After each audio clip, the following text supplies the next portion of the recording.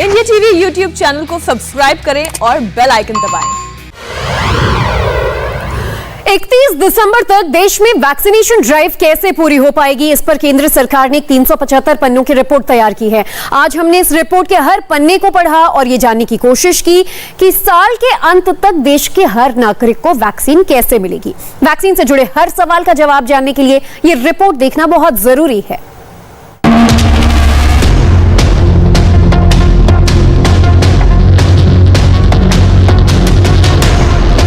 31 दिसंबर तक पूरे देश को वैक्सीन कैसे लगेगी, कितनी लगेगी, इस पर सबसे ऑथेंटिक रिपोर्ट आ चुकी है।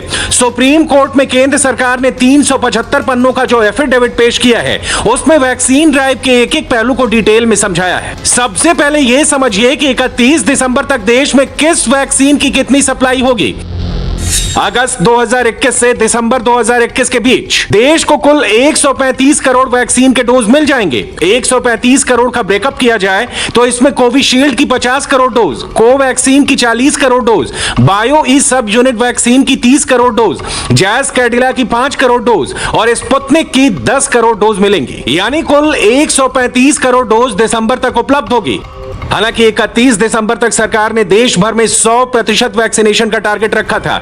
इसके लिए 216 करोड़ डोज की जरूरत होगी, लेकिन फिलहाल सरकार के पास वैक्सीन की करीब 187 करोड़ डोज का ब्लूप्रिंट तैयार है। सरकार की कोशिश है कि इस कमी को पूरा किया जाए। इसके लिए वैक्सीन की सप्लाई को और बढ़ाना होगा।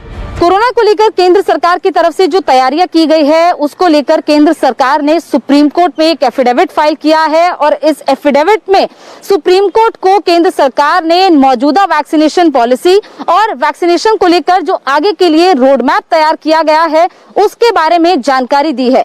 380 पन्नों के इस एफिडेविट में केंद्र सरकार ने सुप्रीम कोर्ट को बताया कि इस साल के अंत तक यानी कि दिसंबर 2021 तक देश के सभी लोगों को वैक्सीनेट कर दिया जाएगा और इसके लिए 135 करोड़ डोजेस केंद्र सरकार की तरफ से अगस्त से दिसंबर के महीने में मुहैया करवाई जाएंगी। इन 135 करोड़ डोजेस में देश में बनी हुई कोविशील्ड, कोवैक्सीन के साथ साथ विदेश से मंगवाई गई बायोलॉजिकल ई, जाइडस कैडिला और स्पुतनिक वी भी शामिल है।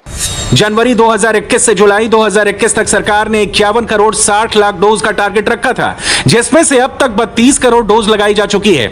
इसमें 26 करोड़ से ज्यादा लोगों को वैक्सीन की पहली डोज लग चुकी है, जबकि करीब 6 करोड़ लोग दोनों डोज ले चुके हैं। जुलाई के अंत तक बाकी के 19 करोड़ 60 लाख डोज लगा दिए जाएंगे। देश में जिस स्पीड से वैक्सीन लगाई जा रही है, उसे देखकर लगता है कि जुलाई तक 19 करोड़ से ज्यादा लोगों को वैक्सीन का टारगेट पूरा कर लिया जाएगा। देश में 88 लाख लोगों को एक दिन में वैक्सीन लगाने का वर्ल्ड रिकॉर्ड देखकर जुलाई तक करीब 20 करोड़ लोगों का टारगेट कोई मुश्किल काम नहीं है।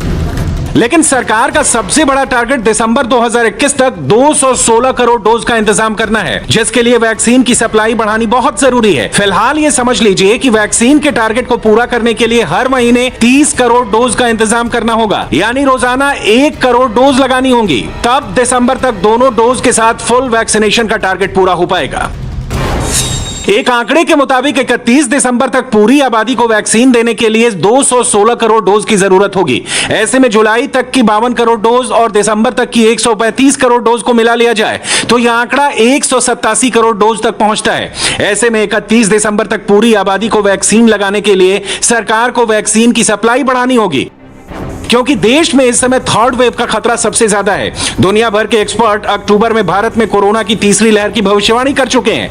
ऐसे में थर्ड वेव के खतरे को कम करने का एक ही तरीका है, ज्यादा से ज्यादा लोगों का वैक्सीनेशन। ऐसे में सरकार की कोशिश है कि वैक्सीन कंपनियां वैक्सीन की सप्लाई और तेजी से बढ़ाएं। देश भर में जिस तरह तीसरी लहर का खतरा बढ़ रहा है, उसे देखकर वैक्सीनेशन के अलावा अस्पतालों में भी तैयारियां बढ़ाई जा रही हैं। हालांकि एक्सपर्ट्स कह चुके हैं कि वैक्सीन की डोज से ही लोगों को सीरियस कंडीशन में पहुंचने से रोका जा सकता है, लेकिन अस्पतालों में इंफ्रास्ट्रक्चर बढ़ाया गया तो थर्ड वेव की लड़ाई और आसान हो सकती है। कोविड के संभावित थर्ड वेव से निपटने के लिए सरकार ने हर फ्रंट पर तैयारी कर ली है।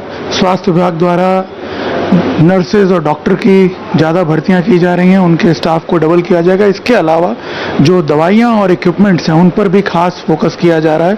आपको बता दें कि दवाइयों का जो स्टॉक है उसको डबल किया जा रहा है। पहले से प्रोक्योरमेंट की स्ट्रेटेजी बनाई जा रही है और इसके अलावा जो वेंटिलेटर जैसे हाई एंड इक्विपमेंट्स हैं, जो कि इमरजेंसी सर्विसेज में सबसे ज़्यादा उपयोगी साबित होते हैं, सेकेंड वेव में करीब 7,000 वेंटिलेटर्स जो हैं उनका उपयोग किया गया था कोविड की इस वेव से निपटने के लिए, और उसको अब दुगना किया जा रहा है। करीब 15,000 वेंटिलेटर्स जो हैं वो डिप्लॉय किए जाएंगे, उनका प्रोक्योरमेंट भी शुरू हो गया। और इसके साथ साथ करीब 400 वेंटिलेटर्स, एडिशनल 400 वेंटिलेटर्स जो हैं वो पीडियाट्रिक वेंटिलेटर्स जो हैं वो भी सरकार द्वारा प्रोक्योर किए जा रहे हैं, ताकि किसी भी संभावित खतरे को जो कि हर एज ग्रुप से संबंधित है उससे निपटा जा सके।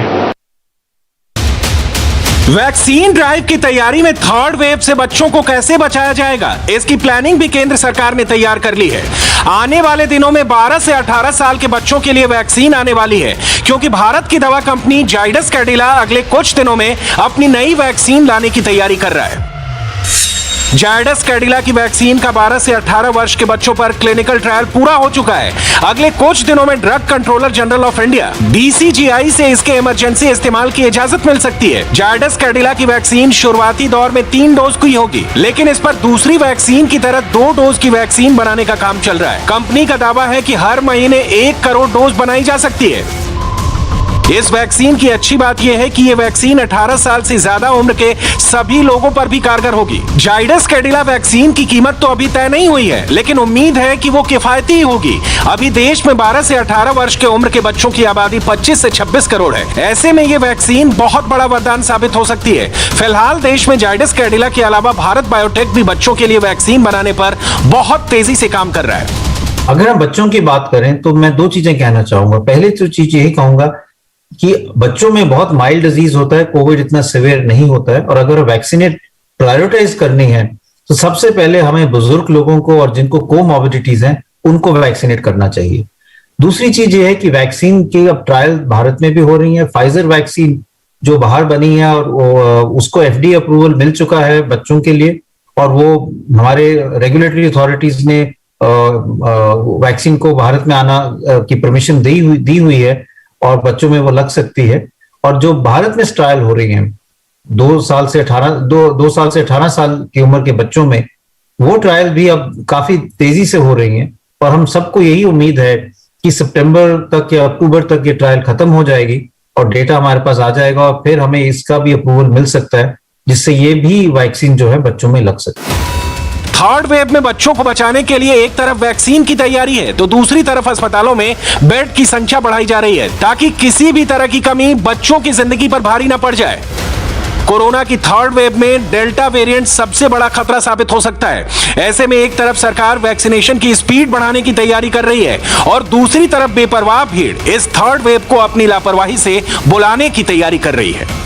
तीसरी लहर की चेतावनी और सरकार की तरफ से जारी कोरोना गाइडलाइंस के बाद दिल्ली और मुंबई के बाजारों में जमकर भीड़ उमड़ रही है। सुबह सवेरे क्या स्थिति होती है मुंबई के दादर फूल मार्केट में, हजारों की संख्या में लोग इस मार्केट में आते हैं, और ठीक इसी मार्केट से सटा हुआ रेलवे स्टेशन भी है, इसके अलावा सब्जी मंडी है। ये तीनों जगह एकदम बगल बगल में है, एक दूसरे से सटे हुए हैं। ऐसे में यहाँ पर सुबह सवेरे हजारों की भीड़ आप देख सकते हैं, और यही वजह है कि मुंबई में कोरोना की रफ्तार कम जरूर पड़ गई है, लेकिन अलग अलग इलाकों में जिस तरह से मंडियों में भीड़ लगती है, फूल बाजारों में भीड़ लगती है, वही वजह है कि कहीं ना कहीं कोरोना को लेकर अभी भी प्रशासन परेशान है, उसकी चिंताएं कम होने का नाम नहीं ले रही है। और बहुत सारे ऐसे लोग होते हैं इस भीड़ में, इस मार्केट में, जो बिना मास्क के भी आपको यहाँ पर दिखाई देंगे, चाहे वो दुकानदार हो चाहे खरीदार हो। बड़ी संख्या में आप देखिए सुबह सवेरे यहाँ पर लोग थोक के भाव में सब्जी हो या फिर फूल हो, इन तमाम चीज़ों को लेने के लिए आते हैं। आप देखिए इस सब्जी मंडी में किस तरह की स्थिति है, जहां तक नजर जाएगी दूर दूर तक सिर्फ और सिर्फ आपको बड़ी संख्या में लोग जो हैं वो दिखाई देंगे। जिन राज्यों में डेल्टा प्लस के फैलने का खतरा ज्यादा है, उन्हें केंद्र सरकार की तरफ से अलर्ट जारी कर दिया गया है। डेल्टा प्लस की रोकथाम के लिए केंद्र ने उन राज्यों से कहा है कि वो अपने यहां कंटेनमेंट जोन, कॉन्ट्रैक्ट ट्रेसिंग, ज्यादा से ज्यादा टेस्टिंग, ज्यादा वैक्सीनेशन और सोशल डिस्टेंसिंग पर जोर दें। लेकिन फिर भी लोग सोशल डिस्टेंसिंग की जरा भी ख्याल नहीं रख रहे। ये तस्वीरें हम आपको दिखा रहे हैं मुंबई के बोरीवली सब्जी मंडी की, जहां पर लोगों की जो भीड़ आपको वो नजर आएगी। सोशल डिस्टेंसिंग का जो पालन है वो होता हुआ आपको यहाँ पर नहीं दिखाई देगा। ऐसे में बरसात के मौके पर सब्जी मंडियों में भीड़ जरूर कम हो जाती है क्योंकि बारिश तेज होती है, लेकिन फिर बरसात जाने के बाद एक बार फिर लोगों की भीड़ आनी यहाँ शुरू हो जाती है। नमस्ते, मैं हूं मीनाक्षी जोशी। वीडियो और खबरों से अपडेट रहने के लिए India TV YouTube channel subscribe करें, बेल आइकन दबाना ना भूलें। जुड़े रहें इंडिया टीवी के साथ।